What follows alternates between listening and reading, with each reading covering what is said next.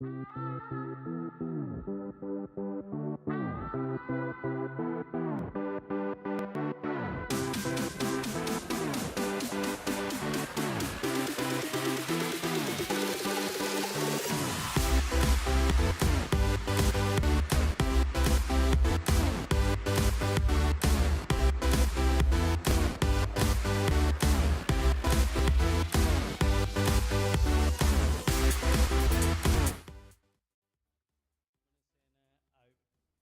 the Great Debate Committee. Uh, the Great Debate Committee is basically representatives from about 5 different engineering institutions in around Berkshire area, namely IET, IChemE, BCS, ICE, and also the University of Reading, who are hosting this event today. So this is the 19th year we are organizing the Great Debate. So welcome to the Great Debate 2023. This year, our topic is the life without plastics. I mean, we all used to use plastic a lot, and over the time, I have tried to minimize use of plastics, probably because of awareness. Maybe events like this will help. So for the next 2 hours, we are going to talk more about life without plastic, how does that, and all the engineering things happening around plastics. And we have 4 industry experts to give us really insights about this, and also together with another industry experts who's going to moderate a panel of 4 industry experts. So before I start, let me briefly remind you, we have about, I would say, 50 to 60 in the room, maybe, right? So please keep your mobile phones on silence. And we have, I'm pleased to say, we have about 380 registered to joining us virtually. So hello to everyone as well. And please keep your cameras off and mute. Please mute the microphones on your laptops.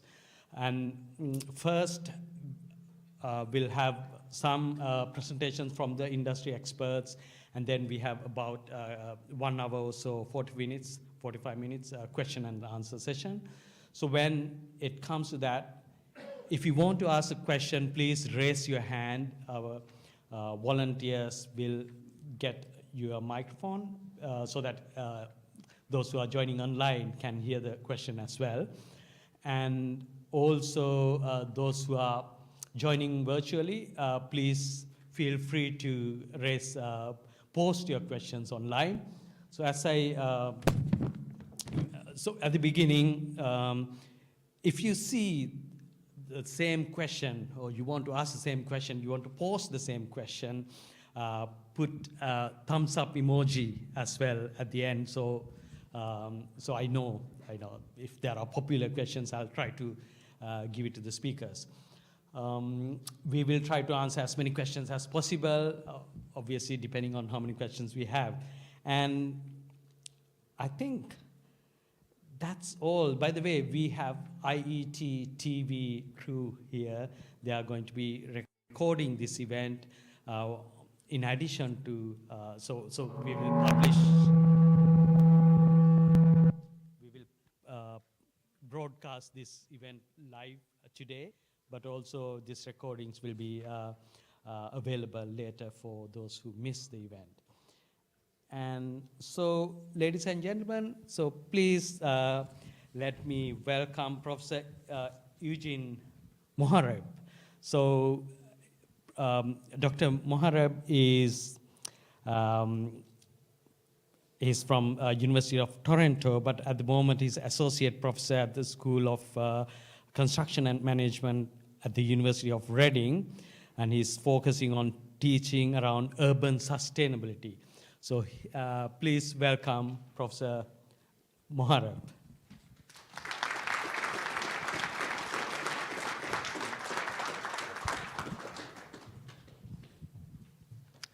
Thanks very much, Abhaya, and a pleasure to be with you all here tonight and to have the role of moderating and introducing our panelists. But before I do introduce the panelists, our first panelists, I just want to say one word to you.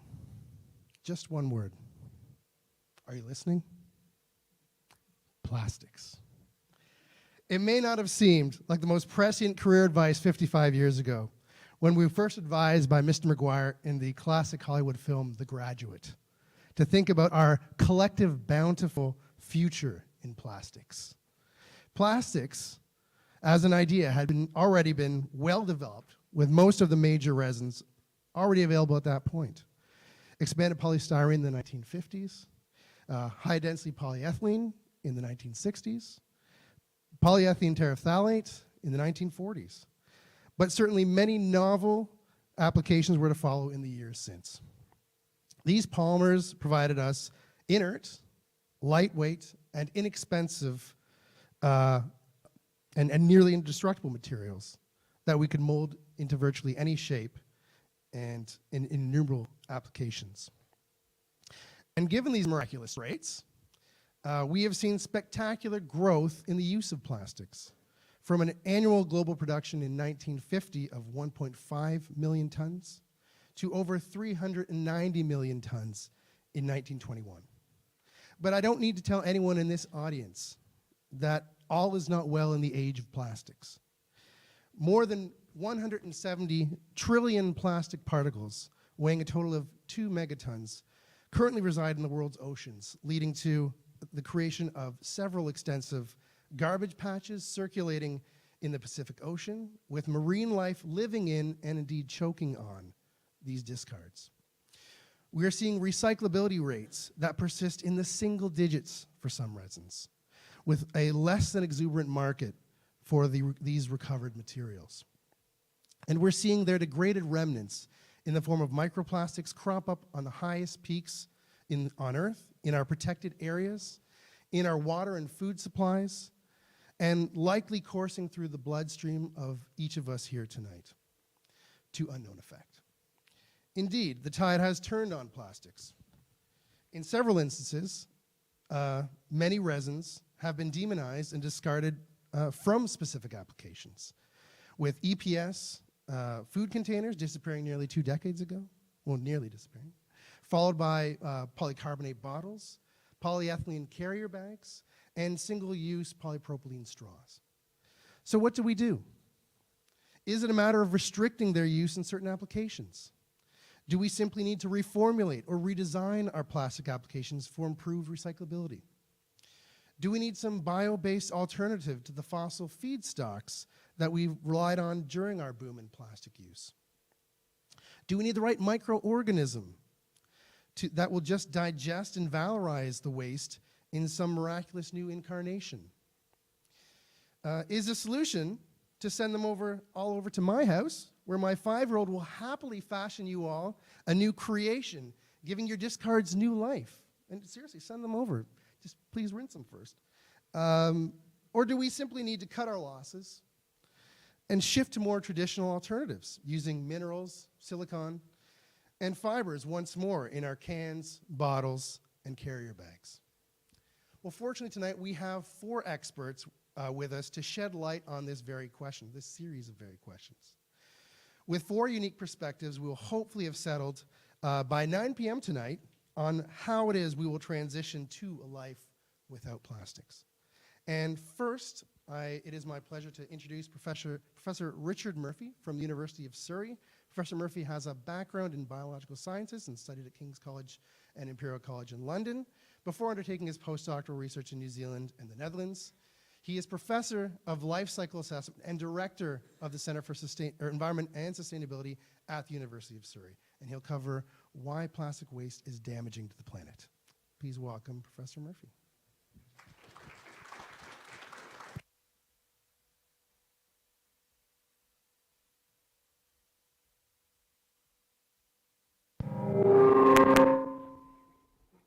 That's what happened last time I turned this on.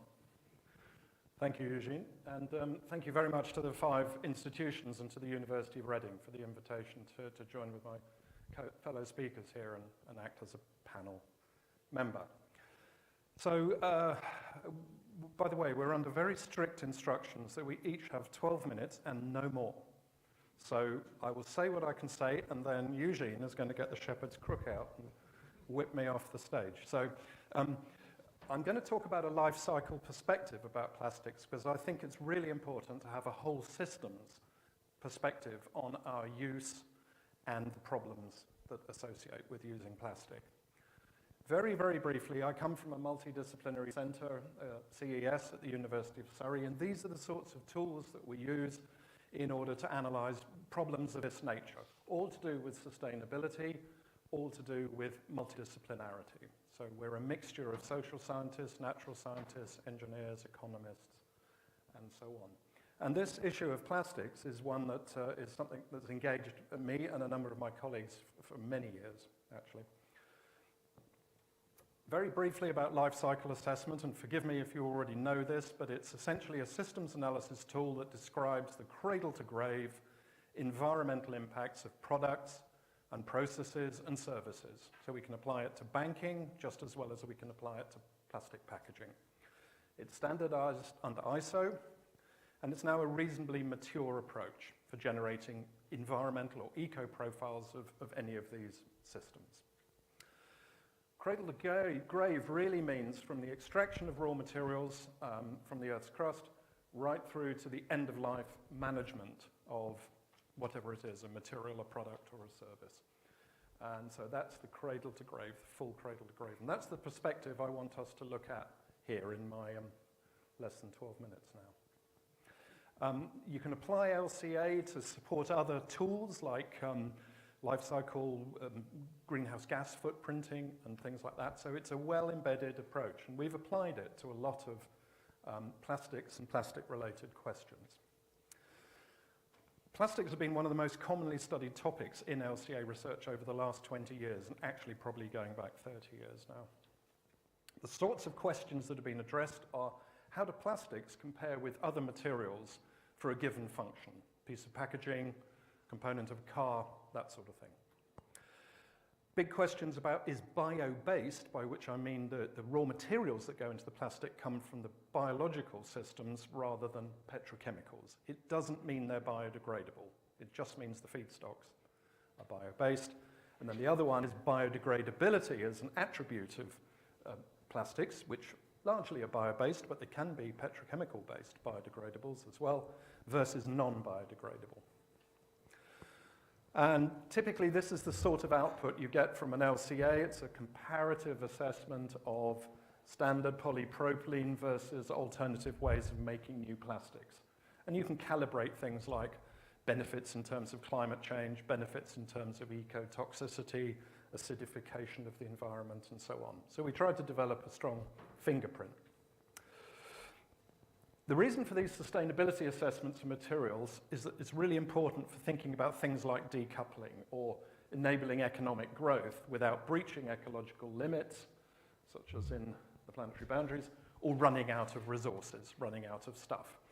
And in terms of petrochemical polymers, it's very unlikely that we will run out of feedstock to make the sorts of quantities of plastics you heard about from Eugene, and I know my colleagues are going to say something about that. Here's an example of a decoupled plastic at manufacture, and that's an important point, which I'll touch on a bit later.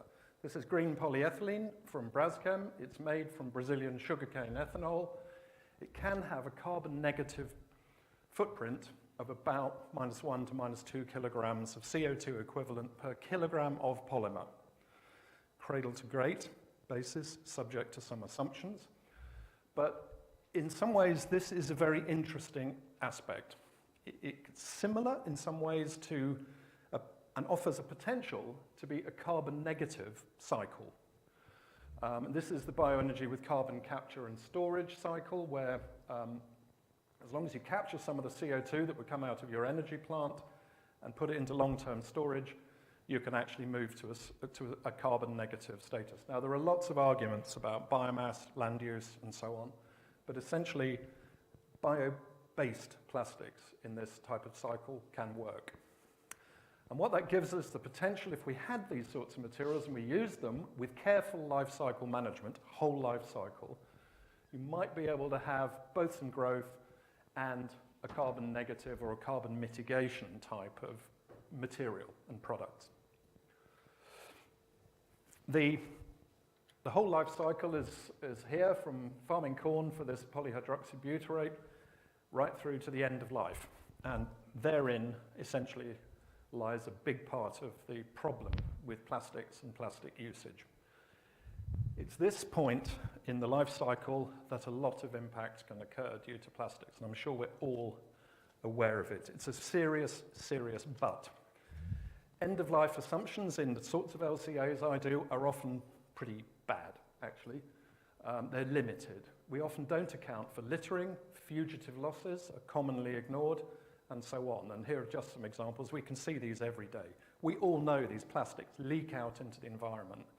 But actually, to be honest, in LCAs, we've not been that good at modeling that sort of leakage. So the impacts that are caused are things like emissions from litter collection processes. So we do clean up litter. Streets are swept by local authorities, and some of what's swept up is plastic waste. And that costs. That there is a mass to be taken and disposed of. And so that in itself is an impact. We reckon about 10% of the life cycle greenhouse gas impacts of things like disposable, single-use plastics, used to be carrier bags, probably food service items, you can say are caused by litter collection processes from leakage. Ecotoxicity impacts are very much in the news. Eugene touched on them, but toxicity to aquatic life particularly, but also terrestrial life. Lost material, yes, we lose a certain amount of resources when we have those losses into the environment. It would be better to keep them in the technosphere. Responses to the problems of unwanted plastics in the environment, and this is really the big problem, the unwanted, the fugitive loss of plastics. We could improve our LCAs so we understand our system better and we'd see the problem much more clearly. We can have behavior change. We could keep the plastics we've got in use at very high recovery levels, greater than 90%. If you want to have a serious impact from recovery and recycling, you need big numbers, large amounts of recovery and reuse. We could stop using plastics, and we could use maybe biodegradables. Stop using plastics is not a panacea. It makes sense in some circumstances. Maybe we don't need glitter on our Christmas cards. Maybe we don't need plastic confetti and things. But the real problem is sometimes the replacement of plastic with an alternative way of doing the same function can actually be worse. The cure can be worse than the problem in terms of overall life cycle environmental impact. This is some work we did for the government on the standards of biodegradable plastic carrier bags, and you'll remember that these were not derogated from the carrier bag charge. And the reason for that was we couldn't be sure that they would biodegrade out there in the open environment when they were lost from our collection systems. Biodegradability is not a panacea. It can work well in certain circumstances. These are examples of the degradation rates of a variety of biodegradable plastics in domestic composting systems. Some of them don't degrade at all. They're designed to be degradable in contained composting systems. Some of these things don't degrade in anaerobic digestion either. And so there are difficulties with recognizing them, with contaminants they may contain. There might be mixtures of degradable polymers with non-degradable polymers, and so on and so forth. So therefore, this is not a perfect solution at all. It can work in some circumstances. So finally, before I hand over to my colleagues, this is what I'd say, that having our cake and eating it is going to be very, and I should have put another very in there, very, very challenging, and I look forward to discussing that with you in the Q&A. So thank you, Eugene, and over to our next speaker.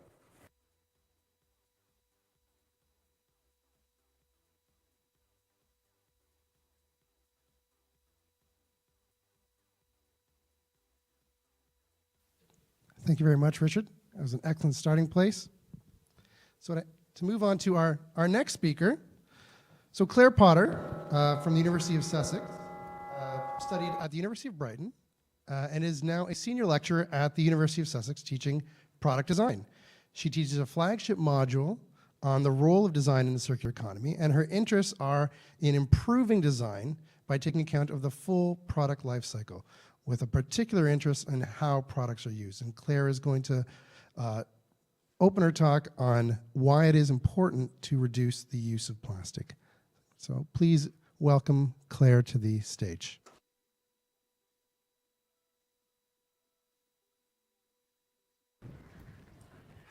Good evening, everybody. I will put a timer on. Anybody who's watched me lecture know that I'm the queen of the tangent. So a timer is very much going on. Thank you very much for having me here, and thank you to Richard for starting us off and for Eugene for the introduction. So I've got this fantastic title of why is it important to reduce the amount of plastic we use? I think we know that it's important. I think I've got the easiest title for this session. We all know that it's already important. We've been talking about it already, the volume, the complexity. But I want to touch on a few of those different importance, just to kind of remind us of where we are at the moment. So the gentle reminder, you know, when we get these emails, you get an email through that says, a gentle reminder, and usually it's something you need to do. Well, this is a gentle reminder with regards to plastic. Around the world, nearly 1 million single-use plastic bottles, beverage bottles, are actually sold every minute. So I did a little bit of statistics on that. That's about 240 Burj Khalifas. So if anybody's ever been to the Burj Khalifa, it's the tallest building currently in the world. It's incredibly high. It's about 240 of those in plastic bottles. That's the volume. 80% of studied marine debris is plastic. Now, this is my nerd niche, as I call it. Anybody that wants to talk about fishing nets or the fishing industry, come find me, because this is what I love to chat about. Most of it is plastic-based. Fishing industry was traditionally very natural-based materials, but of course, as plastic became cheaper, it became easier to find, and it became much more strong, and it was also very reliable. And of course, if you're a fisher, wherever you are fishing around the world, you need that kind of reliability. So plastic was the thing that you went to. Had many, many advantages. But as you can see here, it's got a huge amount of disadvantages. It lasts pretty much forever, and unfortunately, a lot of birds and lots of marine life in lots of different ways get tangled up or they ingest it. Eugene's already touched on this. About 9% of plastic is recycled. The rest is landfilled, incinerated, or lost. Now that's staggering, because of course we get our plastic bottles, we get our plastic, and we dutifully put it in our recycling bins, our curbside bins, and think, hooray, I've done something good, I'm a good consumer, and this is the statistic, if I can say it, that we're currently dealing with. Many different reasons that that's only 9%. But about 40 to 50% of that plastic is actually created for single use. And when we think about that, it's a really poor way of using something that is absolutely wonderful at lasting for a very, very, very long time. I'm not the plastic police. We were chatting earlier on. I said quite often people call me the plastic police, and I'm really not. I'm the plastic police of let's put it in the right place. Single use is certainly not the right place for this type of material. And to talk about something maybe slightly different, we talk a lot about packaging, but what about fashion? If we were to look at the labels in our clothing right now, we would probably be quite surprised at the volume of plastic we are actually wearing. So not all of us are wearing cotton or natural materials like we would have been. Fast fashion is increased exponentially. The fact that you could click a button and you could get something delivered to your door the very next day. It's very cheap, and very cheap usually means plastic, or a derivative of, or a blend of. Very, very complex. And of course, now you've blended the materials together, you can't really do a lot to recover it because you've got mixed materials. And my thing is circular economy design. We want to keep the most pure materials as pure as possible because that's how you can redesign with them. And Pretty Little Thing is one of the worst. About 80% of their current inventory contains plastics. Now, we're also consuming about 5 grams of plastic every week. Eating and ingestion. So those plastic fibres that are shedding off our clothes, about a credit card's worth of plastic we are currently ingesting. There's a lot of people that think that this is untrue. There's a lot of complex data that goes into it. But even if it was half of that, or even a fifth of that, that's still not something you really want to have in your tea. And on that very note, I know this has been the bleak talk so far. I am very aware of that. A new disease has now been identified in birds. So plasticosis, it was literally named 2 weeks ago. And this was identified in the flesh-footed shearwaters in an island off of Australia. And there was lots of disease that related to how the plastic was actually abrading the digestive tracts and the complexities that came specifically from the ingestion and the toxins that came from that plastic. And if we go to the slide before and we think about what we're doing and how we're eating plastic, then suddenly that gets a little bit scary. And there is much research that's being done around this, the plastic effects that is happening on our body. Certainly not my specialism, but lots of people are looking into this, of exactly what it's going to do to us. So that's the importance, right? So now we can talk about the amounts. And we've already touched on some of the amounts, but this is kind of what we've got, the exponential growth of plastic. About 2.1 million tonnes in 1950, going up to 400 million tonnes around 2020. And at this rate, as we're going at the moment, that's expected to about double by 2040 and increase 2.5 times by 2050. Again, many, many different reasons for this.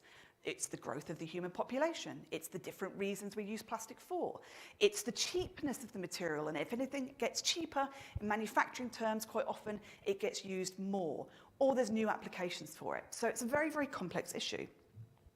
But we know about 99% of plastic that we currently use is derived from some element of fossil fuels. Of course, biodegradable and bio-based plastics are increasing, but what we currently use in most of the market is around this kind of figure. So it's very much coupled with the fossil fuel industry. So because of that, about 4% of global warming was attributed to some kind of plastic production in 2015. And if we crank that up to 2050 again, we're looking about 15% of global warming impacts. So all of a sudden, we've gone from health implications, we've gone from materials, we're talking about climate. Plastic is unfortunately linked to absolutely everything that we have as a crisis currently on the globe. So to take a few more numbers, we're going to textiles again, so everything that we're wearing, and I'm certainly guilty because I don't think this is a fully natural fibres. Textile waste itself is expected to increase by about 60% between 2015 and 2030. Now that alone creates about an additional 57 million tonnes of waste being generated and reaching up to about 148 million tonnes. And this might be at the factory setting when things are being made. It might be end of life. It might be when it goes to, even if you're taking something to a charity shop, but it doesn't get sold, where does it go from there? If it's a very low value material, it's not going to get reprocessed because the economics aren't with there. Circular economy has got economy bolted onto it for a very reason. It's about economics as well as circularity. So where do these things go? You've probably seen horror images of textile waste being dumped in everywhere from the Atacama Desert to very, very far away from where we are now in markets. Again, never to be sold. So our consumption is so clearly linked to all of these things that are going on with plastics. But we shouldn't feel guilty. And that's one thing that I would like you all to take home from today, is all of our actions, of course, have huge implications, but it's kind of not our fault in all of these ways. If we don't want to buy a shirt, we might not be able to buy a 100% cotton shirt. We might be only able to buy something that's a blend of a material. So that kind of impressing on us, it's our fault, is something that I really push back on. A lot of it will come from industry and legislation. So now I want to talk about what's next. Enough. Simple word. And if we look at the definition of enough, it's that occurring in such quantity, quality, or scope as to fully meet demands, needs, or expectations. Now, if we relate that to plastic and do a few really quick aspirational sums, what actually is our need? What is our enough? So we've gone to 2040. We've got 800 million tonnes of plastic that are floating around in our world. But what do we actually need? Well, let's say we've tackled elements of single-use packaging. So at the moment, it's about 40 to 50%. Let's reduce that to 25%. That means we need about 200 million tonnes less. So now we've reduced the amount of plastic that we need. We've reduced what we need is enough. Then we crank up recycling, which is so fundamentally flawed, it is staggering. It could be so much better. So we've gone from 9%, and I'm an optimist, but I'm not that much of an optimist, so I'm going to say 25%. So now if we've got another 200 million tonnes of being properly reprocessed, we only need 200 million tonnes. And now we're at half of the rate of the plastic that we used in 2015. And if we tackle textile waste, which a lot of it is coupled to fast fashion and consumption, not just where things are made and what they're made from. But if we tackle some of that, and we halve textile waste to 74 million tonnes, from 74 to 37 rather, we only need 163 million tonnes. And now we're below the production levels of plastic in 1993. So this is, of course, deeply aspirational of what we could do. But it shows that things can be done. And if they're done at volume, they can have a massive amount of impact. So what do we need to get there? Enough. That is the word. We need to figure out what we don't have enough of. Circularity, which is going to be talking about circularity in a second. So the circular economy, keeping things in value, keeping things at the highest possible value. All of these different systems, which is why I love teaching circular economy so much, because there is so much stuff that you can get your teeth into. It's brilliant. But we don't have enough of these systems. They're not connected yet. They're not even circular yet. We need to say enough to things being wrapped in plastic when actually nature's done a pretty good job. A banana does not need to be wrapped in plastic. Some things do, a banana certainly does not. So it's up to us to push back and go, no, I'm not going to get the plastic wrapped bananas. And if the price is the same, which again is another discussion, then I'm going to go for the loose bananas. And actually, because I've got a little bit of time, if you are buying bananas, try and buy the single loose bananas, the ones that everybody snapped off, because they're the ones that are most likely to go in the bin. So instead of picking up a hand of 5, pick up 5 individual ones. And you're going to do your bit for food waste as well. And food waste, that could be a whole other debate and how that's linked to climate.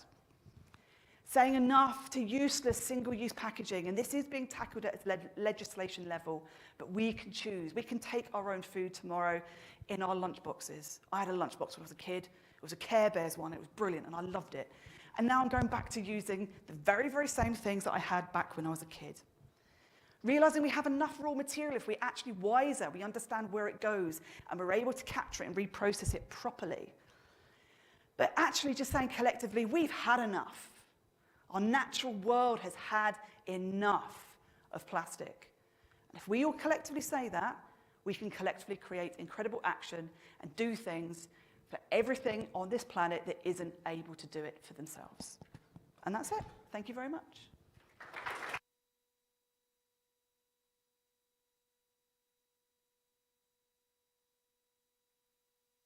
Wonderful. Thank you very much, Claire. That was wonderful. Moving on to our next speaker, Professor Richard Bailey from the University of Oxford. Professor Bailey first studied geoscience before he studied applied physics as a postgraduate at the University of London. He is now Professor of Environmental Systems at the University of Oxford, and his research interests are in the dynamics of natural environmental systems and coupled human-environment interactions over a range of timescales and contexts. He will focus on circular economy's role in a plastic-free future. If you can all welcome Richard to the stage.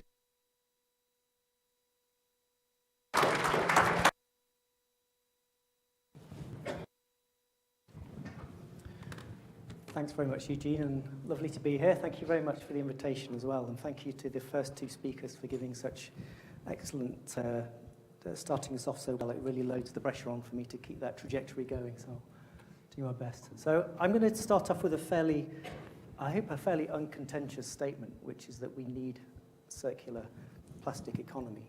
And to contrast that, let's start with what we have most of now, which is more of a linear economy. You may be familiar with these terms, but if not, it's this idea that we start with resource extraction. We then produce things, we distribute them, we consume them, and we dispose of them. And we typically dispose of them back into the planet. Now, this comes implicitly with a couple of assumptions. One is that we have an infinite amount of resource that we can take from the planet, and also that the planet has infinite capacity to absorb that waste. Very good reasons why this is the case.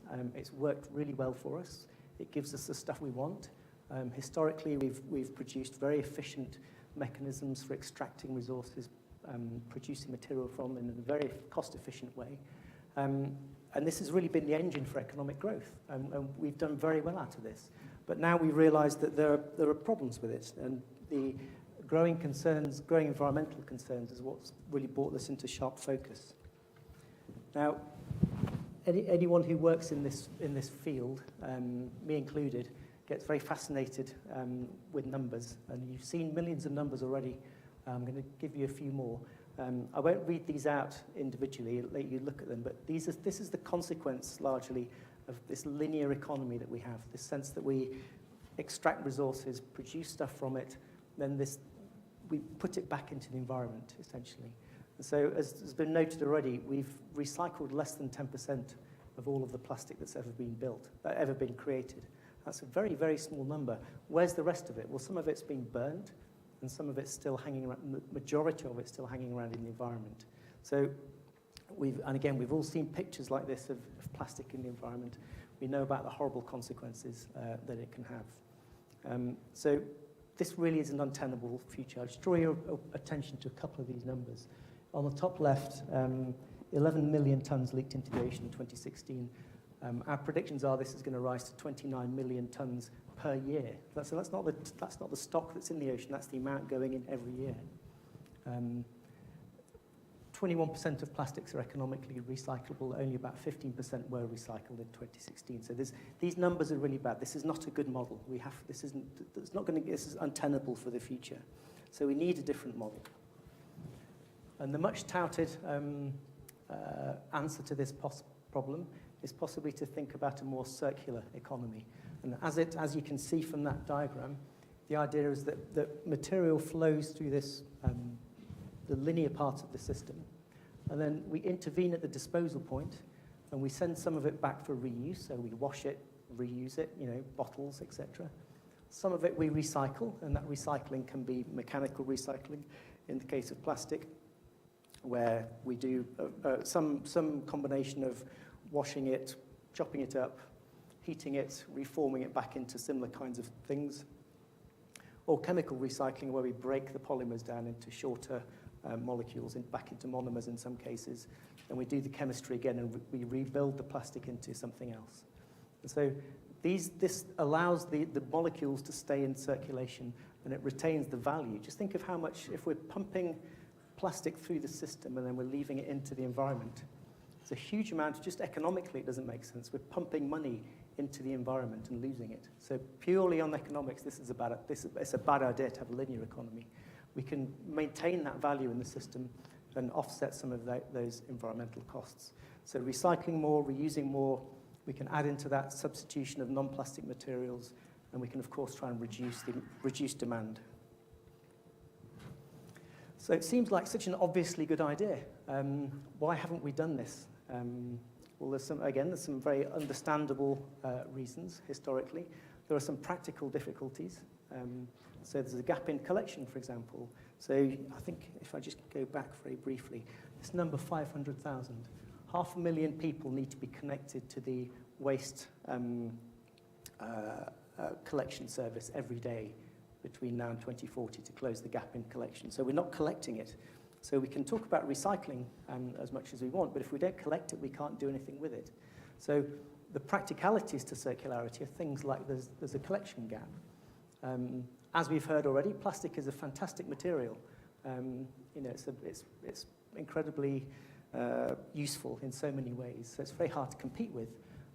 We have a gap in technology. We don't really have the efficiencies, we don't have the materials we need to really close that cycle. There are economic factors. GDP is still very tightly coupled to plastic use. The realities of recycling are very difficult. The economics of recycling are very difficult because it's so much cheaper to use virgin material than it is to collect, process, reform, etc., the recyclate. So there's lots of really difficult problems. Production strategies of petrochemical companies aimed at expanding into their plastic when we're not burning fossil fuels, turning them into plastic as a good way of generating profit. So lots of understandable reasons why this is a difficult problem to crack. So where are we at the moment? Well, globally, not great. I've put dotted lines here because we are reusing some material, we are recycling some, but it's a very small fraction of what we need. And again, I hesitate to be too kind of doomful because I want to leave you with some hope that we can solve these problems. But it is a fairly dire situation that we find ourselves in. and it's projected to get significantly worse in the coming decades. So we have to face that reality before we can do something about it. Now, globally, it's not a great picture. If we look, if we break the world up into different, we look at the world in different ways, by different countries, different geographies, the economic status of the regions, the different plastic types, for example. There's a great heterogeneity in the world about how these things operate. So there's a patchwork of responses to this problem across the world. I'll talk more about that later. One glimmer of hope, one positive bit of news, is that the EU is moving in some very useful directions. It's easy to criticize, it's easy to find things that could be done better and more extensively, but there's a recognition now in the EU that plastics is a big problem. For many years now, there's been a series of processes that have led to plastic bans, to a drive towards greater circularity, a whole range of things that are moving us again in the right direction. As an example, we can look at things like PET, which is the material that is mostly used for things like bottles. Most of it's not circular today. 75% ends up in waste. But the good news is this is recognized, and there's legislation being driven through that's trying to improve the recyclability, the whole system around recyclability of PET. Demand for it is high. There's a great political will to do this. There's pressure from consumers to do this. So there is some hope that parts of the world are moving in the right direction and have the capabilities to move in the right direction. The details of the context really do matter, though. This is some work that I did with Pew and Systemic, published a couple of years ago, to try to understand. So just to take a step back, we can think about the things we want to do. So we want to collect more, we want to recycle more, we want to lose less to the environment. All these things are associated with flows of material around the system. Each of those flows is associated with a cost and with jobs and with greenhouse gases. So inevitably there are trade-offs. We might, for example, want to collect more material and recycle it, but there are costs associated with collection, capital costs, operating costs. There's a greenhouse gas associated with doing that collection, for example. So all these things impose constraints on the system, and they provide opportunities to optimize the system to achieve different things. Before we did this work, there was a lot of debate about, well, can we recycle our way out of the problem? Can we just bury all the stuff? Can we burn it? What can we do? There are different ideas. So we built this system so that we could use this as a flight simulator, effectively, to model globally the plastics problem, and to try out some of these ideas to see what would work, where the trade-offs were, how much it would cost, whether it's feasible, etc. I'm just going to tell you some of the high-level findings from this work. The first finding that was very clear is that there are no real silver bullets, as we'd kind of expect. We can't recycle our way out of this problem, so this blue line at the top. If we try and make the system recycle as much as we possibly can over the next 25 years, we do reduce the rate. So I'm showing here, both plots show the emission rate into the ocean. So this is how many millions of tons are going into the ocean every year. And you can see if we maximally push recycling, so within feasible limits of costs and infrastructure, etc., how much can recycling really help? And how much can reduce the substitute, collecting more, etc.? None of those things in themselves are enough, but if we add them all together, this is the systems change scenario, we can actually start to reduce the rate into the ocean. It's still a positive rate. Another thing we found was that delaying this move towards a more sustainable system is extremely costly, and costly in terms of money. It costs more money to run the system badly, ironically. But it also costs a lot in terms of the emissions into the environment. So there's no single answer. We need to do everything we can, and we need to do it as soon as we possibly can. And the risks of not doing that are very great. Also, an interesting finding was that when we apply this model that I showed you to different parts of the world, and by different parts of the world I mean richer, poorer nations, rural, urban communities, a whole range of different sort of subsets of the world that we divided the world up into.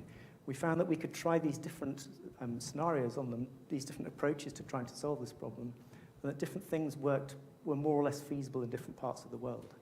So, for example, in developing countries, we really need to have a scale-up of collection, because the collection economics is very, very difficult in developing world countries, as opposed to developed world countries where we collect a very large fraction of our waste, where we need to focus more on reduction and substitution and recycling economics.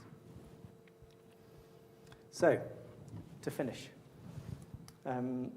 we do have some reasons to be hopeful. Unlike climate change, none of the key players deny there's a problem. The large majority of people want to see this problem solved. We can recognize it's right in front of us and it's easy to see. There are directives from the EU, for example, so there are some legislative things going through in the next few years, banning certain kinds of plastic.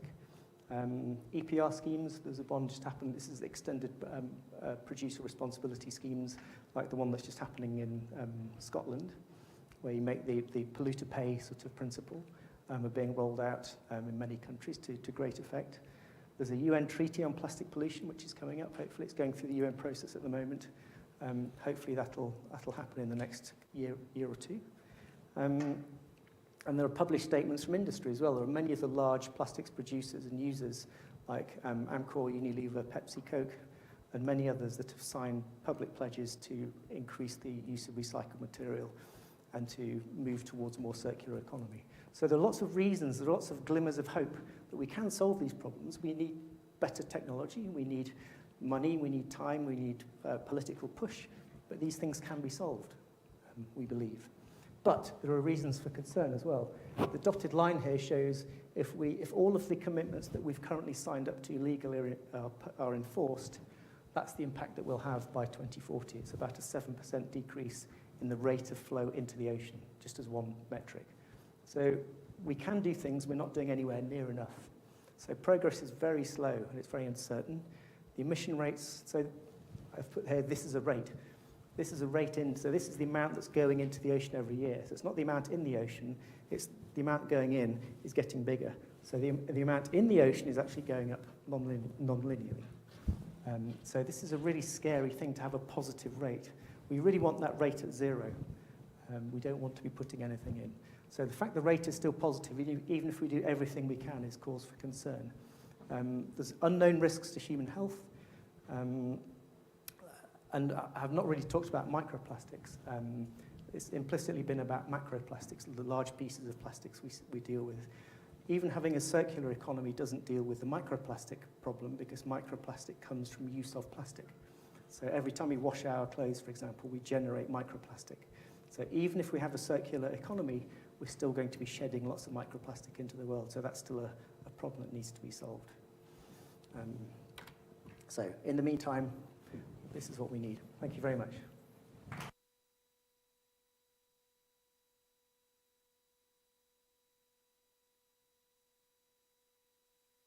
Thank you very much, Richard. Very interesting and very unsettling, but also very hopeful as well.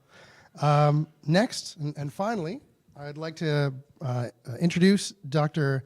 Aggie Brandt-Talbot. Dr. Talbot studied chemistry at the Ludwig Maximilians University, Munich, Germany, before studying a PhD at Imperial College London. She is now lecturer in the Department of Chemistry at Imperial and leads the Sustainable Carbon Solutions research team. Her interests include creating bio-derived materials and chemicals from sustainable biomass. And Dr. Brandt will talk about the production of sustainable bioplastics that can be made from renewable sources. So please welcome Dr. Brandt-Talbot to the stage.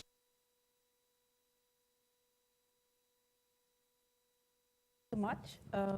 What I thought is because I'm a chemist, I'm going to give you now the chemistry of plastics in an easy fashion. Sorry, is that good?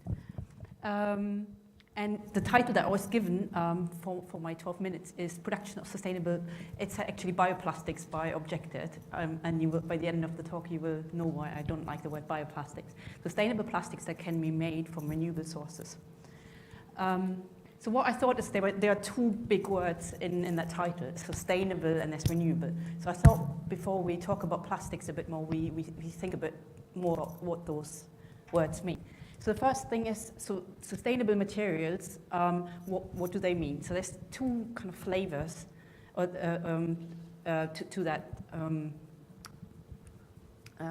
the sustainability. So first of all, sustainable development, people thought about this for a while, what sustainability is, and this is the most commonly used definition to meet the needs of the present generation, so that's us, but there was already a question about what our needs actually are and what we maybe don't need. And then without compromising the ability of future generations to meet their own needs. And you already heard from the previous speakers, there's that anxiety about our own health, but also probably, as we see in 2050, the next generation's health is probably going to be even worse off. And there's environmental sustainability, but there's also economic sustainability. So we want to make sure that the next generations, our children, are not poorer and that they also have a good social sustainability, so they feel good about themselves. So we have to balance all of these things, and plastic is embedded in that discussion. And then for me as a chemist, I want to do sustainable chemistry, so that's my sort of general goal. And there's two flavors of this. So there's the sustainability in production, so make the chemical industry, the production more sustainable, and that includes plastics. And also use chemical products, so develop new chemical products that enable sustainable development. For example, make better solar cells, for example, or like battery devices. So these are the two flavors of sustainable chemistry. Okay, so what is a plastic? So we heard a lot about plastics, but I just thought we'll go back and just discuss the chemistry, because I guess we need to know the stuff to design solutions. And so what happens is, so plastic contains, there's actually quite a few things in plastic, even in your clear plastic bottle. There are various things. The major component is always a polymer. On here, I've not given you chemical structures, just balls. And they are made from monomers, so there's sort of the individual balls. So we have sort of small molecules, and we're polymerizing them with a catalyst. So it's a process, and make the polymers, and then we can process them into a bottle. And then those monomers are also made. And as we've already heard, a lot of 99% currently of the monomers come from fossil fuels, but we can also potentially make them from biomass, so renewable carbon. So what is a renewable material? So that's also actually not so easy to define, right? What's renewable? But generally, the definition I'll give you for tonight, which we can then discuss, is it's made from a resource that will replenish either through natural reproduction or recurring processes. What's important, because otherwise we'll include fossil fuels, is that it happens in a finite amount of time on a human time scale. So we can replenish it roughly in the same time as we use it. Okay, and that's important. Okay, so the other issue that we've already heard is so we need to obviously think about the feedstock. So if you want to have renewable plastics, right, we need a renewable feedstock. And the argument here is that it can be biomass if we don't want to use oil or gas. The other question is, where does our energy come from to process these? Because all of these steps is not just the feedstock, it's also the energy. So every time we're making the monomers, we're then creating polymers from it. That requires energy for the actual reaction, and also for all of the separations and the drying and so on. And currently, of course, the energy is also coming not from a renewable resource, although with our energy production, we're already quite far in making that renewable. Okay, so what's a degradable material? So that is a material that can be decomposed into small molecules, and that's sort of my definition, that are not harmful. Because if you have like small components and that are harmful, or you make something toxic, that's not what you want either. And what we usually think of when we when we think of degradation, we think right sort of like a microbe sort of like nibbling away, so like this one here. And that does happen in the composter, for example. So that's a degradation by living organisms. But there's also abiotic degradation. That's actually quite important, right? If you think about microplastics, that is already degraded. It's not a plastic bottle anymore, and that has been done by abrasion, by sunlight, and so on. And there are some people that develop oxo-degradable plastics, which you might have heard. So it doesn't necessarily need to be a microbe, but it often is. And again, we want this to happen. It's important to think about the time scale, right? So eventually everything will degrade, but like, what is the time scale that we want it to degrade at? Good. So that's degradation. Okay. So one word about biodegradability. We already heard, I think Richard had a graph where he showed that some biodegradable plastics degrade faster than others. And that's why I want to kind of bring home here as well. So we actually already have lots of polymers in the natural world, which is like sort of my other love is wood, for example, is made out of 3 different types of biopolymers, right? We don't think of that as an issue, right? And we obviously see that tree sort of like lying around. The thing why we're not worried is because we know it will eventually degrade from inherently, right? Because the environment had millions of years to adapt, and there are some microbes that have developed pathways.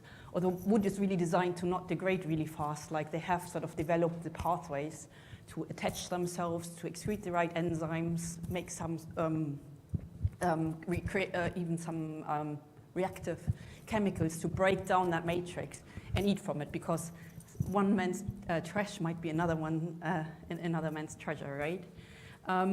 Of course, even for sort of biomass, sometimes that's not possible, and that's how fossil fuels have been made, right?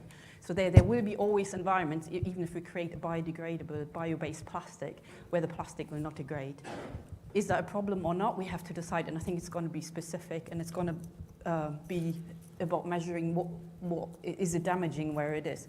So obviously if the birds are sick or the fish can't reproduce, that's bad. But maybe in some places having the microplastics is not such an issue, and we need to find out. And I don't think we quite know, although we're saying sort of plastic is bad, how bad it is and in which circumstances is bad. So this is an unknown that we're debating while we're debating. Okay, the issue with plastics is that there's definitely not as many organisms that have evolved to degrade. Maybe they will, but probably not in the next 100 years. I don't know how fast evolution can speed this up. Yeah, and a problem is, they have not been designed for degradation, and that is maybe also a hope that we can tune the chemistry, because our plastics are so cheap because that comes out of the oil barrel, basically. Those are the molecules that we get from the oil barrel.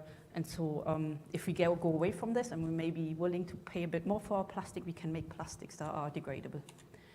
Okay, here are some ideas how you can increase or decrease the degradability. So people have started thinking about this.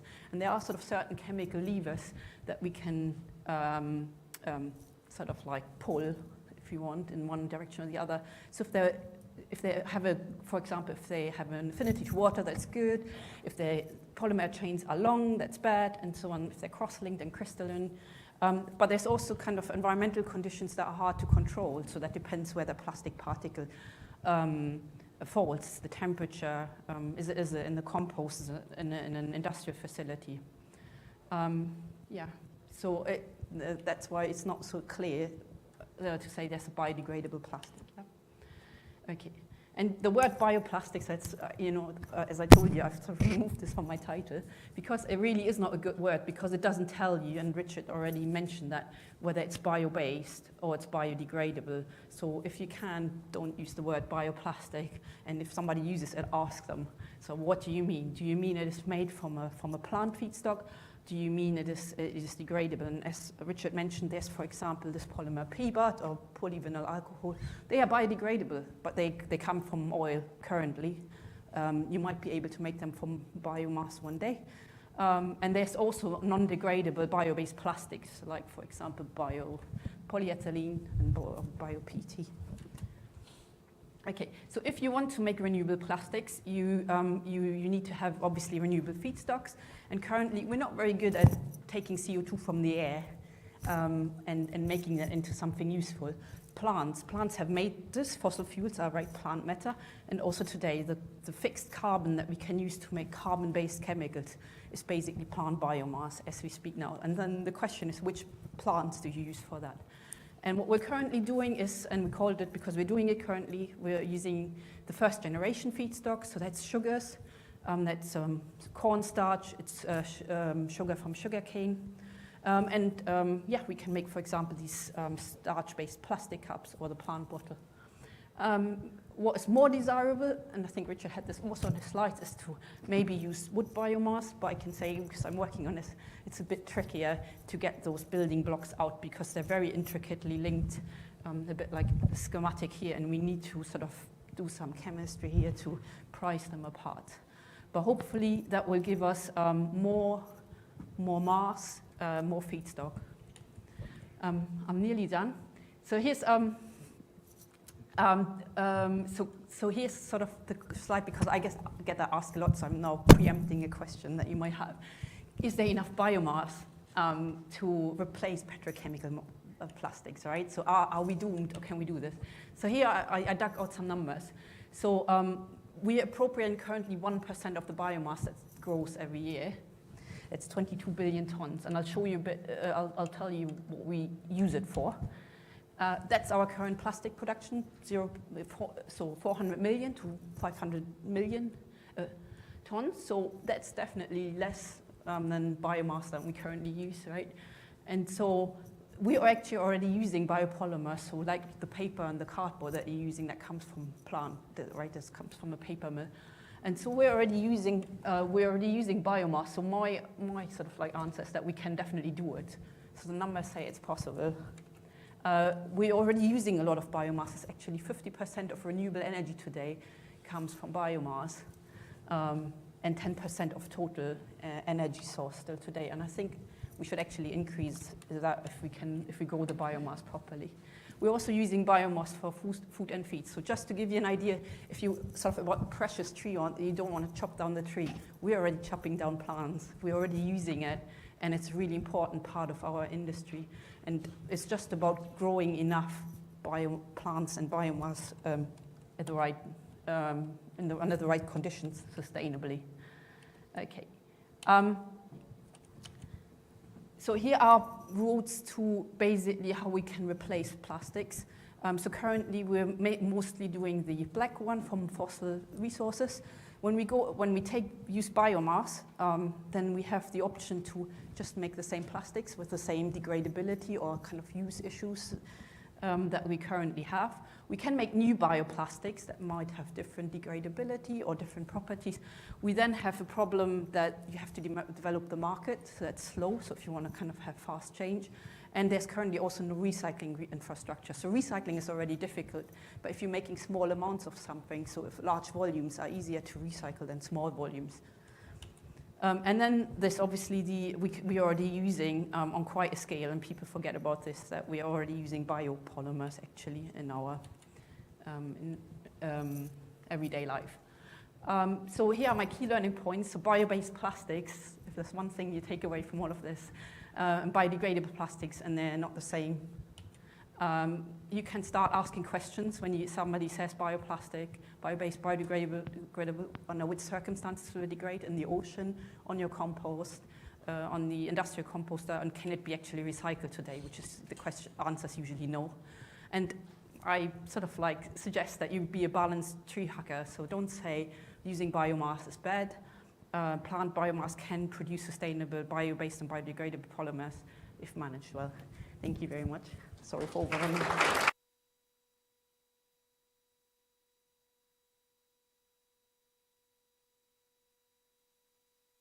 Thank you. And I'll ask you not to go too far, and I will invite all our speakers to come up to the stage. And if we could turn off the projectors so that everyone can still see and see our audience. Is that up here?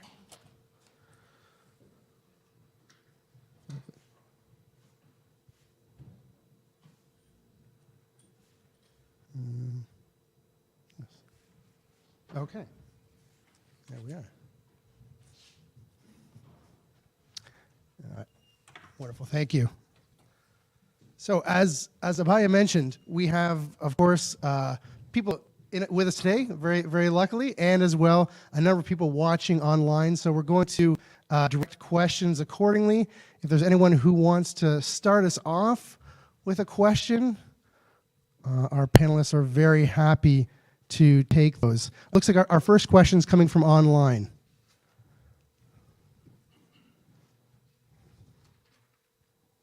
So, Graham Bates asks, what are the products of burning plastic, so solids and gases? So he's saying when we burn it, it's not gone. So what are the products that products of burning plastic? Panel, whoever wants to jump in. Oh, that makes sense. Okay, yeah. And water, and maybe sometimes nitrogen. They obviously burn, the combustion process might not be very well done, especially if it's not in a controlled environment, and then you might get sort of microparticles, which are air pollution, but normally it is quite clean. The CO2 depends on where the carbon came from. So it can be fossil CO2 that will increase the CO2 concentration and contribute to climate change. If it's renewable carbon from plants, then it will just be part of the cycle. So if we replant the tree, it will be reabsorbed.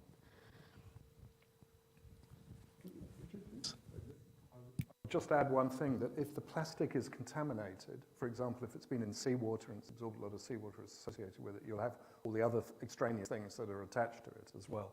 And those could be quite unpleasant. There'd be a fair bit of chlorine and things like that, and sodium. So,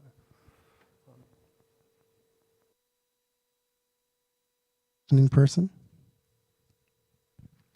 Yes, I think I saw, I can't remember which presentation, but there was the byproducts of recycling biomass or materials, and they were methane and CO2.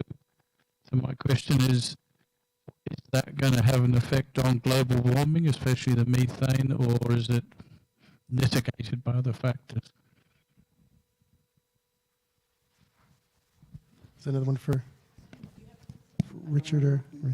from the biodegradation of a biodegradable plastic, releasing methane if it happens under anaerobic conditions. Yeah.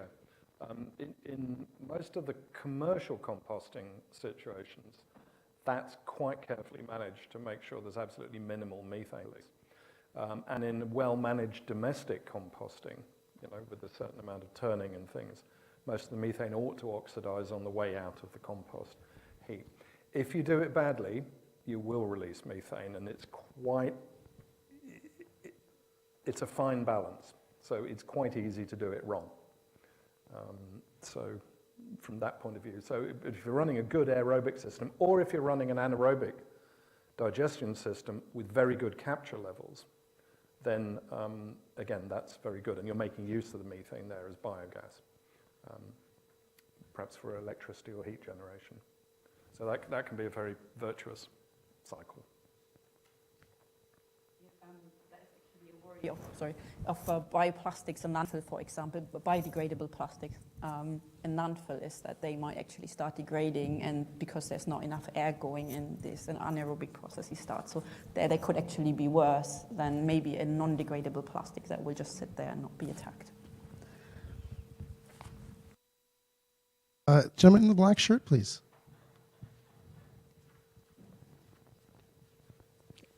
And this, yeah.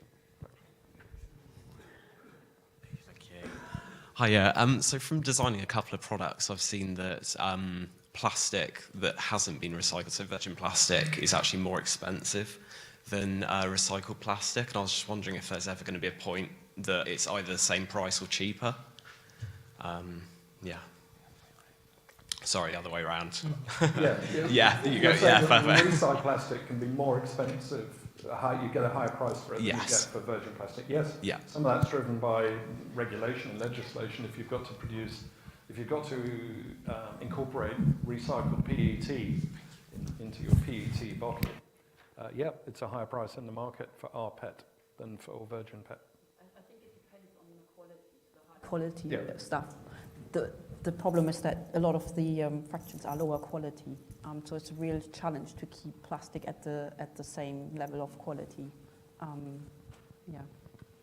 There's a simple kind of economic truth as well, is that the process of collecting, washing, whether it's mechanical or chemical recycling, is expensive. It costs money, it costs energy, it's CO2 intensive, and so it is a difficult problem. It gets easier with scale, but there's a real chicken and egg problem with the scaling as well, because people won't collect it because it's expensive unless there's a guaranteed market to sell the material into. But then building the plants, it's difficult to build the plants unless they recycle it, unless the feedstock is guaranteed, and those plants are very expensive and very risky to build. So there's the economic chicken and egg is a real problem in many parts of the world, but there's good reasons why recyclers is more expensive. It's just largely a scaling problem.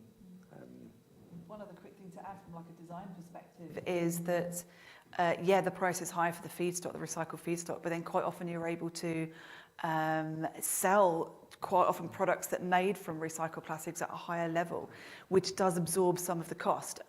Some of that goes down to the fact that many of us are now much more aware of what things are made of, and we look for things like that, and quite often consumer demand is driving more use of recycled plastic, and people, if it's within reason of an economic reach, people would choose a recycled plastic option over one that's made from virgin plastic. I've done research on that based on products that are made from recycled fishing nets, for example.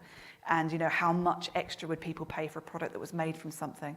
And quite often people would stump up that bit extra for a product because it came from something that they then felt good, that they were helping a problem rather than contributing. So yeah, it's really complex.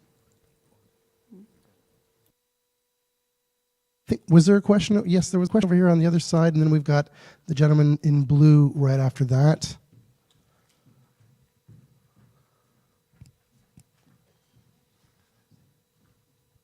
Why don't I just speak? Thanks very much indeed to all the speakers. Just a quick question, Professor Murphy. You said that the cure can be worse than the problem, and I wondered whether you could give us an example of such a case. An example that's been looked at over many years, actually, is whether you should choose plastic bottles or glass bottles for, say, bottled water or something like that. And depending on things like transport distances, the weight of the product, the availability of different recycling systems and so on, you can more or less come up with any answer you like, to be perfectly honest. But there certainly you can see situations where a plastic bottle is seen to have an advantage in overall life cycle terms than a glass bottle. The plastic bottles can be very, very, very much lighter than an equivalent glass bottle for a litre of water and things. And it depends on things like the transport distances that you've got between your recovery and your recycling plants and so on. Having said that, deposit return schemes and everything can make big differences to that. And again, if you're designing for recycling, and you're designing a plastic bottle for recycling, you'll probably be making a much thicker water bottle and so on, so there's more plastic going into it in the first place, and then maybe the balance can shift a little bit, perhaps into favor of, say, glass or some alternative. For water, for example, there are arguments in favor of aluminium cans for water, partly because of ease of recycling. So I'm afraid the cases are very varied and difficult. But so it's not a simple matter of simply saying we're going to stop using plastic for product X or system Y and replace it with even a traditional material and so on. They do deserve being looked at within their contexts. And sometimes the answers you get will vary depending on that context. So I'm afraid we don't like this as human beings. We want really simple solutions to very complicated problems. But life is not like that in this area. Professor Bailey has something to add, I think. Yeah, I was just going to say, this is a really good example of why this is such a difficult problem. It's symptomatic of many problems that we face environmentally, but there are so many interconnections that there are always trade-offs, and it's a case of choosing the trade-off rather than choosing a simple, optimal sort of solution. It could be that it feels like changing to glass might be the best solution. As we've just heard, there are CO2 implications for that.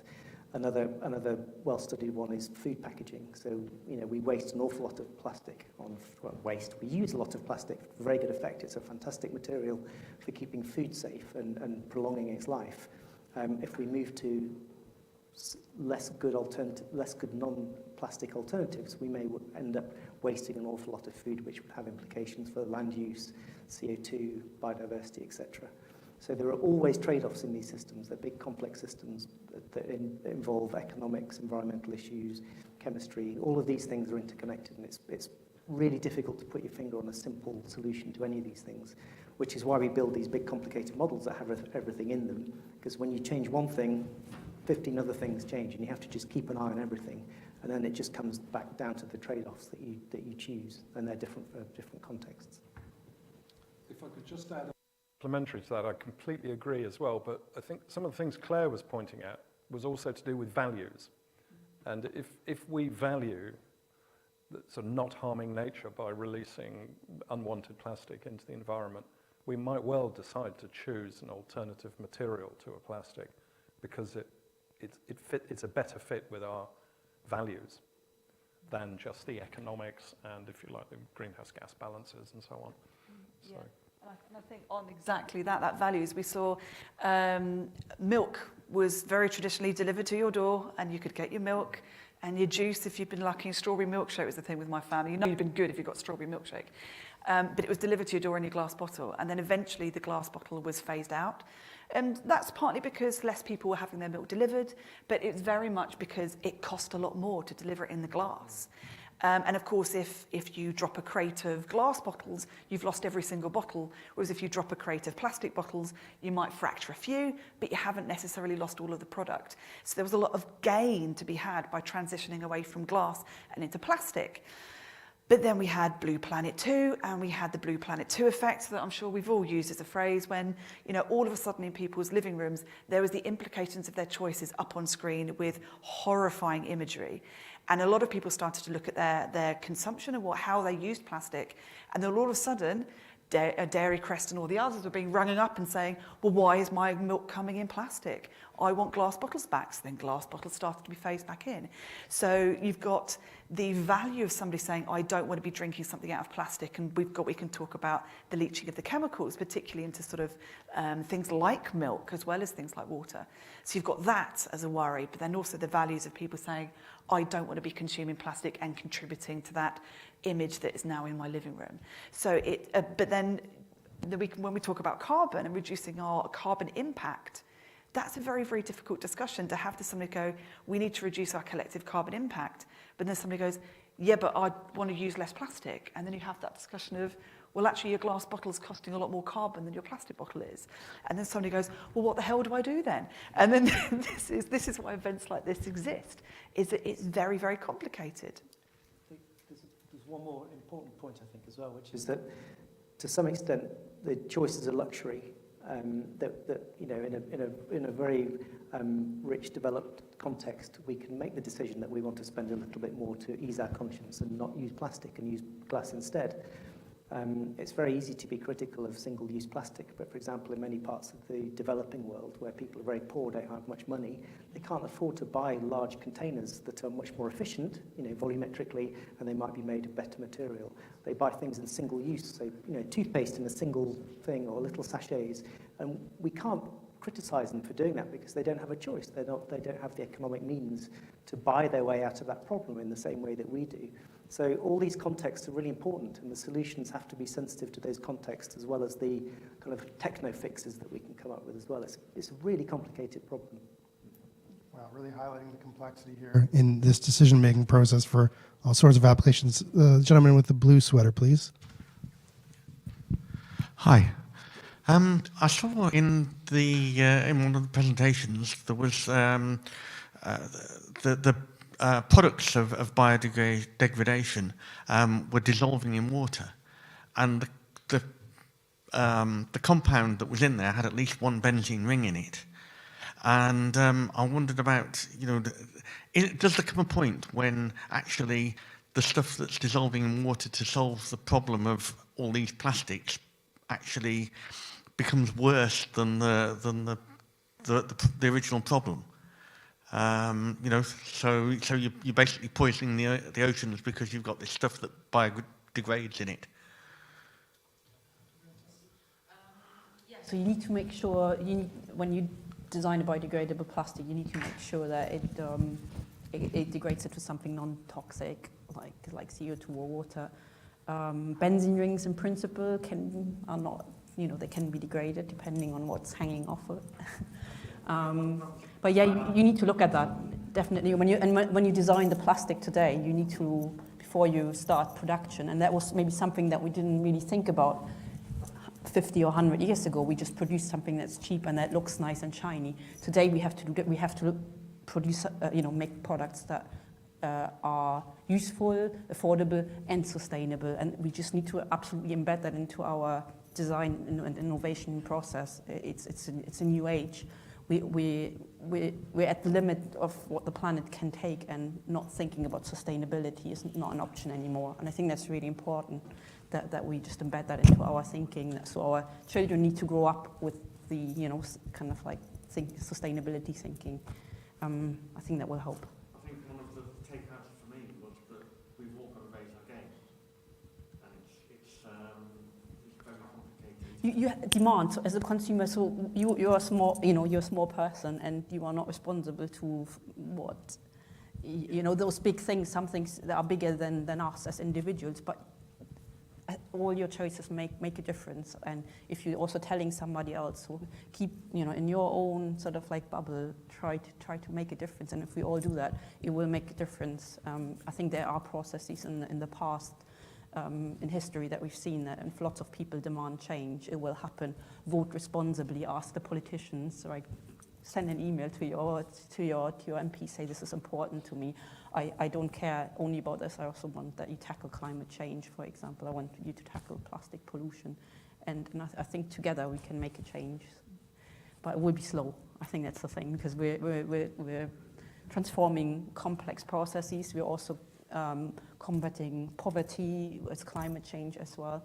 So this is going to be a complex, very nerve-wracking process, and it's going to take us till 2050, hopefully not longer. Interesting. It's good to see that there's not actually a lot of conflict in the debate so far, which is, I think, a positive thing. Abhaya, moving to the online questions. Yes, we have 2 questions. Can I also remind the online audience, please keep the questions coming and keep them short and sharp questions, so it's easy to put it across. So first question is, what is the progress of the circular economy? What is it really holding us back from the current linear way of life to a circular economy? Direct that one. Okay. We could do a whole debate on that just alone. I think there are so many things that are difficult with circularity. When you look at the wonderful diagrams that Richard had in his presentation, and I did, it looks so lovely and neat and tidy, right? And I always explain that circularity is basically how nature works, and we're the only species that doesn't work in this way. But of course, there's all of the nuances and complexities that go around that. So that might be legislation, the fact that things aren't connected. And we spoke deeply about how systems are very, very mismanaged. I think my biggest issue and my big thing with circularity is that as much as people can try and do their best, we're working with very flawed things to begin with. So there's so much that needs to be done on much, much higher levels than us. Even though you're doing the best thing you possibly can without the right systems in place locally to you, which is another thing about circularity, the fact that things aren't being shipped halfway around the planet to do something with them. So local systems, embedded systems of local remanufacture and manufacturing and repair. There are so many different elements that need to connect together. That's what makes it so complex, as well as things like legislation and law, which a lot is happening, particularly very niche things. So my nerd niche is around the fishing industry. And I've just sat on a series of boards that's looking specifically at the circularity of fishing gear. So these are European standards that have come out of the Single-Use Plastic Directive. So that is such a tiny, tiny nerd niche of circularity around fishing industry. And yet there's this whole sector of people that are talking about how that industry, which is vast, but such as literally, excuse the pun, a drop in the ocean, of everything that we need to work on. So there is great stuff happening, but it's just not happening yet, and it hasn't quite filtered down to all the stuff that we can do and we can action. So yeah, many things. Richard? I think I agree with all of that, of course, all very sensible points. The linear economies work beautifully for us. It's a highly optimized system. It delivers, in part it tells us what we want, and then it delivers it to us at low cost and at high profit, and it works really well. And we've had many, many, many decades to get these processes highly optimized. Extraction is very effective, production is very efficient, and it generates lots of profit. And if you imagine the whole infrastructure that builds up around this very efficient production of goods that gets delivered to us in beautiful packages, pristine, very cheaply, reliably, it's a very hard thing to shift. And so there's an enormous amount of inertia in those systems because there's a lot of vested interest, there's an awful lot of money, and there's a lot of convenience, there's lifestyle choices. Everything about it has been ingrained and driven into us for many decades now, for 100 years or so. So changing our perspective and trying to think in terms of different values is a very slow process, I think, and it requires an awful lot of change of infrastructure, which is not cheap, it takes a long time to build. There's good news, which is that this is what people want, and ultimately that it will happen because people want it, and it's a declared purpose of many high-level institutions now and industries. So it will happen. It's just taking time. It's very frustrating because we can, come on, we can see what needs to happen, and it just isn't happening fast enough. But it's the nature of it. It's just a difficult problem, and it will take time. But I think it will happen. I mean, if I can ask a follow-on to those based on the question of our status right now with respect to circularity, where does curtailing consumption fit in this? Where does the concept of degrowth, I mean, I think it was alluded to by Professors Murphy and Bailey, but where does that concept fit in this deplasticization of our economy? Happy to go first. Degrowth in itself isn't necessarily related to circularity because degrowth is about using less. Circularity is about how we use what we have. And so in a sense, they're not necessarily connected, but they can be connected. Circularity, where we are with circularity depends, I mean, I feel like it's a politician's answer, but it depends what you mean by circularity and where you are and what's being circularized, if that's a word. So, for example, in some parts of the developing world, there's extremely efficient collection, near 100% efficient collection of high-value plastic, which then goes into a informal economy, is processed sometimes in the black market, and it's extremely efficient and it works, really well in some regards. In other places of the world, there are more formalized processes that don't work, formalized processes that do work. So one of the difficulties is it's a very heterogeneous picture, and there aren't enough standards, there's not enough traceability, there's not enough similarity of chemistry of the plastics. There's a whole lot of things that are holding back circularity. But it's a very, like I mentioned in my presentation, there's some good news in Europe and there's some good news in many parts of the world, and there's some glimmers of hope, but it is a very patchwork process at the moment. You said heterogeneity of the chemistry. I can agree. We have quite a few plastics and then even more additives. That really, there's a lot. I think there might be 40,000. So I think one thing is, again, we don't need to necessarily, use less, but maybe we need to simplify. We have developed the plastic economy, again, without thinking about the implications, just more products and shinier and looking different glitter and so on. So I think we just need to, already simpler, that would then make the collection easier, that would make the recycling easier, the quality of the recycler easier. So that needs to come through legislation, for example, and chemists can maybe help. Do we need, all those different plastics and all those different mixtures with different additives? Probably not. But figuring out where you need which ones and which one's the best ones, that will take us some time. But I think that's a really important strategy to get to a circular economy. The only thing I would add is I don't really like the term degrowth. Not that I particularly like growth either, for that matter, but except as a biologist, obviously. But I think sort of de-use or something. And I think that is happening quite a lot. I mean, we're seeing a lot of pressure on single-use packaging and things like that, and people are trying to withdraw things from the marketplace that aren't really, they don't add a lot of value, to be honest. And yes, they might make some money, but they're not really required. You gave the example, Nature's packaged a banana brilliantly, hasn't it? Yeah. So we ought to stop, in order to sort of we ought to really stop using things that aren't necessary, don't add much value, and aren't really very important for any tangible benefits they bring. I was just going to say, in praise of using less, lots of reasons for using less stuff. And all of the modelling that we've done and that other people have done shows that we can't substitute and recycle and dispose our way out of this problem. We fundamentally have to use less material. So that is a really important part of the overall combination of things that we need to do to solve this problem is using less. It's good for us in so many ways. Yeah, and I think we're all very much from the same song sheet here.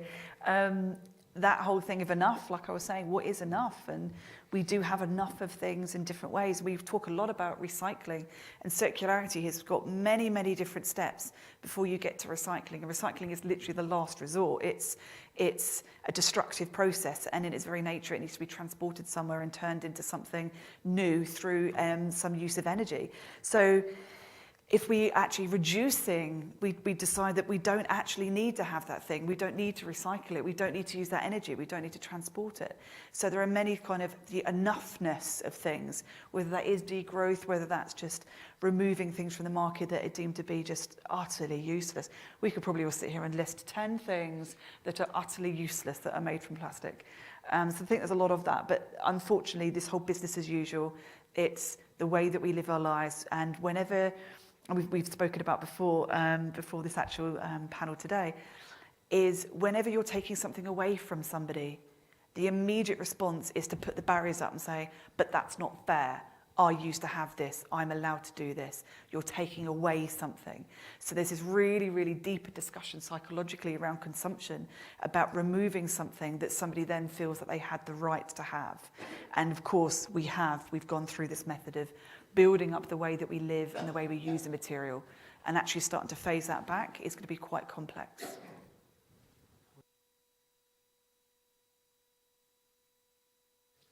Jackets.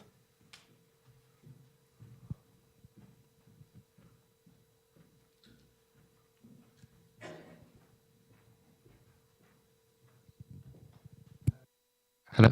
Okay. So my question is, how big of an impact did the cost of plastic bags, the legislation, the law that came out, and how big of an impact was that to our climate and situation with the cause of plastics? How much did it help us out, essentially? On our plastic pollution problem. Any thoughts on the plastic a bag ban? Yeah, now, I mentioned in my talk, when the single-use carrier bag, when the charge came in, it reduced the number of carrier bags in the UK, I think, by about 12 billion per year, roughly. There were one or two perverse outcomes. I mean, a lot of people use them as bin liners, and so sales of other types of bin liners went up. But overall, the effect has been enormous, and you've seen the various things that have come in. There have been bags for life and various alternative ways of dealing with that issue. I get a feeling things are creeping back a little bit, and there's more of the sort of impulse purchasing of bags, or people have got used to the idea we'll just pay for a bag and it gets lost in the overall bill. But it had a massive effect on reducing the number of bags, and that's been mirrored in a lot of other jurisdictions as well. I can't translate it directly into carbon terms for you. I don't have that number in my head, I'm afraid. Having said that, I mean, I'll say that technically, the vest-type carrier bag is an amazing product. It's about 5 grams of polymer. It carries 20 kilos, and you can print labels and information on it and all sorts of things. So, don't worry, I'm not saying it should come back. I'm just saying that it was a case, I think, of development, and it ended up with this very, in essence, refined product that actually it turned out we didn't really need to have. We haven't stopped going to supermarkets and buying goods and things like that. So we've adapted to those changes. And that's another reason why I'm somewhat optimistic about this area. Several colleagues have said is that we can adapt, and we've demonstrated we can change things, and we can move to better situations. Our other Richard wants to chime in? So I think it's a great question, and I'm not quite sure how to phrase this. Banning things like plastic bags is probably a very good thing, because it means there's less plastic waste out in the environment, and all the good things that come with that. There's one downside to it that I can see, which is that we think we've ticked the box. Oh, we've done plastic now because we've solved the plastic bag problem, so we can relax. And that seems like a very cynical, I don't really like saying it because it seems very unfair. But it's kind of true as well, because plastic bags in themselves are a very tiny fraction of the total plastic problem. And if we conflate the plastic problem with plastic bags and straws that we've also banned, we're kind of really scratching the surface at most. That's not to say we shouldn't do that, and I'm fantastically happy we've done that, and it's a great thing. But let's not just say, phew, job done, and move on to something else, because it really isn't job done. It's a great thing, and it's a great signal that we care, and it's a great signal from the politicians that they will respond to things that we care about, and we can keep pushing them, which is great. But it's again, no pun intended, it's a small drop in the ocean. So it's a good sign, it's a good start. I have one more question, if that's okay. Sure. What is the most likeliest solution you see in the foregoing future that we will kind of go ahead with to deal with plastics? Or is it a combination of solutions, or in your opinion, maybe?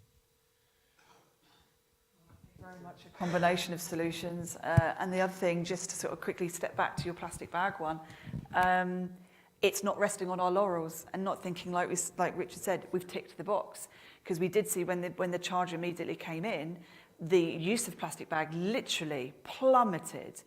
One of my volunteer things, I'm a rep for Surfers Against Sewage in Brighton, where I'm from.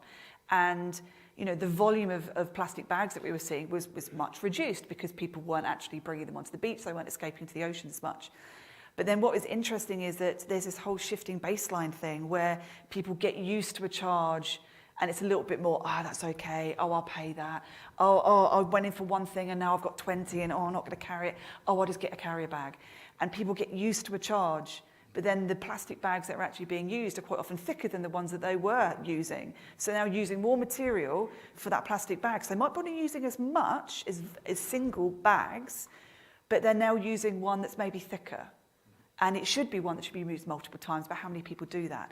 And that cost, which was the stick, the carrot and the stick, it was the stick. People get used to the stick. And I've watched the same thing happens in cafes where you have a surcharge for, single-use coffee cups. Instead of a reusable one, 30p extra. And when the charge first comes in, a lot of people bring in their reusable cups. But then people forget it one day and it's like, it's only 30p. And before you know it, the amount of people that are using reusable cup, and I've stood and watched cafes over periods of months and watched the data as the data is shifting to far less people using reusable cups. So this is the thing, we need to continually revisit things. Does the charge need to be higher? How do we need to change that behavior and allow those kind of, the carrots, but also the sticks to alter depending on what our behavior is? There's a famous apocryphal story, which I always think of in situations like this, which is that when water metering was introduced famously in one place, the effect it had on people was for them to realise just how cheap water was, and the water use went up by like 200%. So we have to be really careful about including psychology of people and the adaptation of people into when we pull these levers, we have to think it's an adaptive system that we're pulling a lever on. It's not a static system that responds in a simple, predictable way. Sorry, not a very helpful story, but I thought it was quite funny. Ratchet up the price. All right. Yes, another one from online. 3 questions, but let's make it really quick. We should be wrapping up soon. So first one is Rebecca says, it seems fundamentally unethical to be releasing microplastic in the future. So how can we validly externalize microplastics from an LCA? Yeah, that's a good question. How can you externalize it? We don't have a good indicator in LCAs for if you like, the environmental impact of microplastics. We have an ecotoxicity indicator already, which is not well calibrated for microplastics. The research is intensive at the moment, I would say, on the, if you like, the biotoxicity of microplastics, but nothing like as good as we would use. So at the moment, I think it's more in the values area or in the narrative area than in the, we've got a well-calibrated indicator. If you've got a score of X on that, then that LCA is badly compromised. We're not there with it. And I'm looking at you if you have any final questions. So let's make it very, very short. Okay, so we have 4 hands. The red jumper said to So raise your hand while, first. yeah.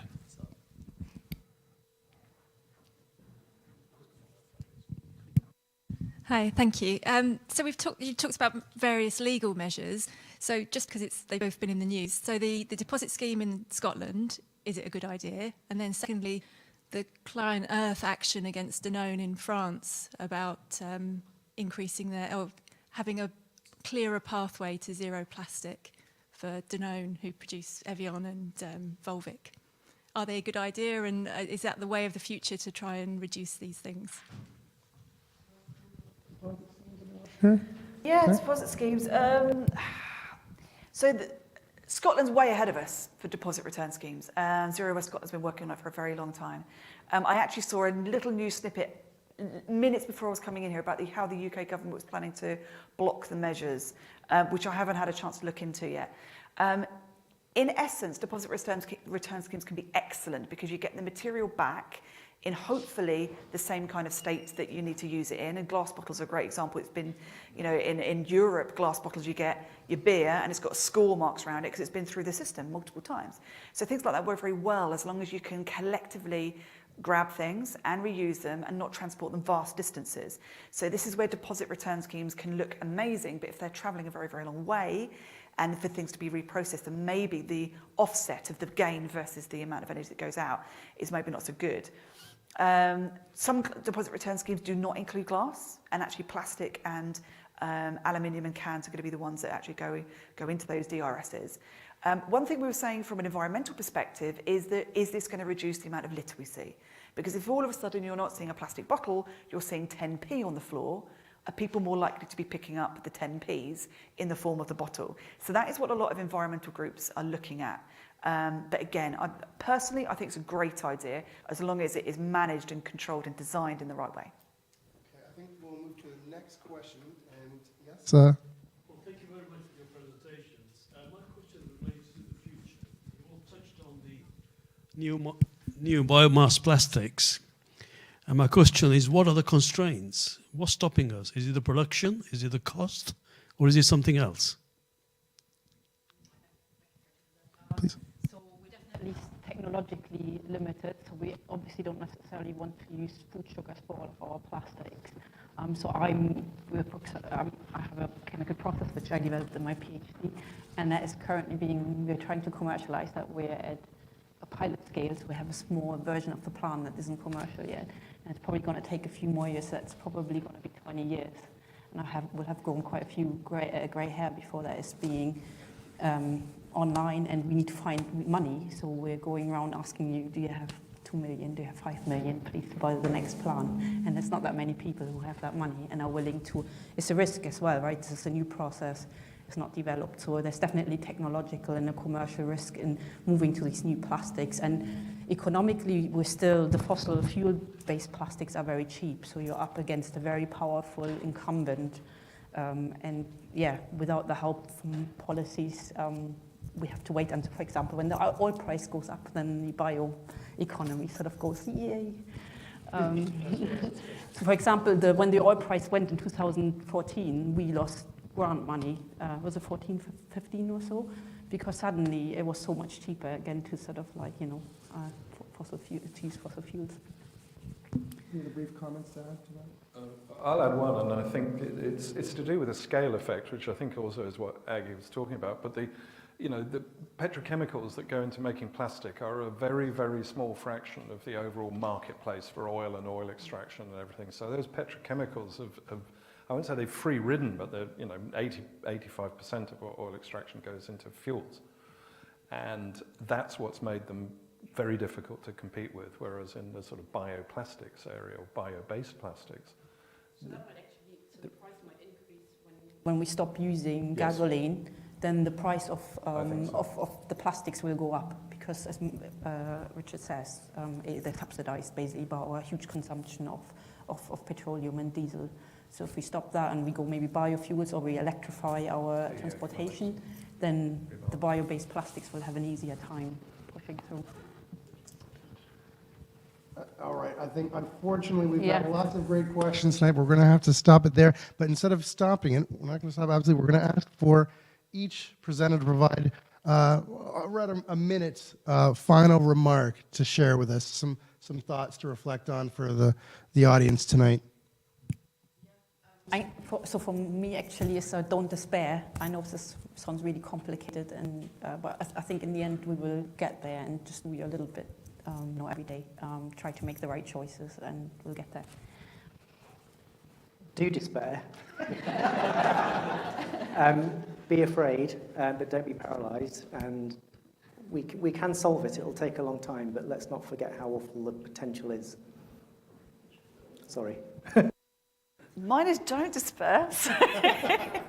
And quite often at stuff like this, people come up and say, oh, great, I want to go plastic free. What do I do next? And I had a great, really quick story. Somebody come up and said, I want to buy all the things. So what's the best reusable cup to buy? And I was like, well, you know, how do you have your coffee usually? You know, do you travel? Are you on the tube? That's different if you're on a car. And they went, well, I don't really commute much. I was like, okay, so how often do you have like coffee, tea out? Well, I don't. Then you don't need a reusable cup. So the best thing to do is to look at the way that you live your life, and every single one of us will be different. Do a 1 day or 1 week plastic audit. How do you use plastic now? What could you possibly change that is within your economic reach? And build those little habits, stack those habits up, and before you realise you're going to have a huge impact. Yeah, for me, I think the thing that's come through loud and clear has been that this is a complex issue and challenge to deal with. And I think the other thing that's come through loud and clear to me is that it's going to be met by a combination of technical understanding and behaviour change at the personal and societal level. And I think if we get those two things right, then we will be able to move forward quite successfully. It's a really hopeful message overall to end on, but also not let your guard down. We got to keep fighting. And I think we should all thank our panelists one more time for such a wonderful and interesting talk tonight.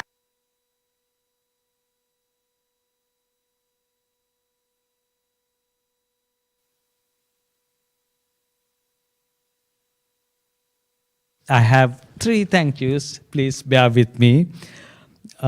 We should also thank Dr. Eugene for moderating it very well. So thank you very much. And then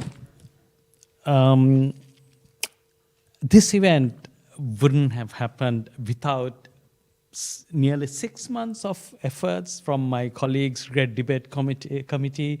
Can I please call them actually? Sashi Maukin from iChemy, Aiden Rayleigh and Brian Walker from iMechie, and Andrew Fieldsland and Chris Todd Davis from BCS, and Charles Redding from ICE.